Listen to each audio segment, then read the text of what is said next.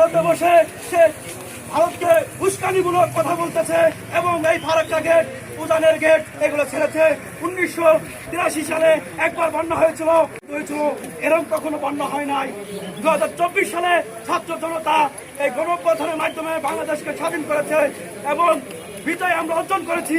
কিন্তু শেখ হাসিনা সরকার আমাদেরকে এই বিজয় ছিনিয়ে নিতে চাচ্ছে, বিভিন্নভাবে ষড়যন্ত্র লিপ্ত হচ্ছে, আমাদেরকে অনেকভাবে নির্যাতন করছে, আমাদের ভাই বোনেদেরকে এই পানিটি ডুবে মারতেছে।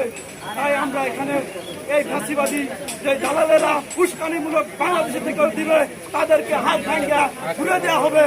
এই সালতার মাটিতে তাকে থাকতে দেওয়া হবে না। বিভিন্ন ভাইয়ের সালতার মাটি সবচেয়ে বড় ঘাঁটি। এখানে ফরাদ ভাই আছে, এখানে হারুন ভাই আছে।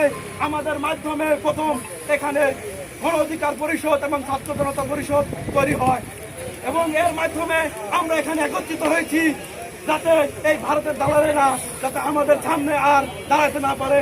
এদের বিরুদ্ধে হুঁশিয়ার জারি করলাম যে কোনো দালাল যদি আমাদের বাংলাদেশে আর আঙ্গুল তুলে থাকায় তার আঙ্গুল ভেঙে দেওয়া হবে।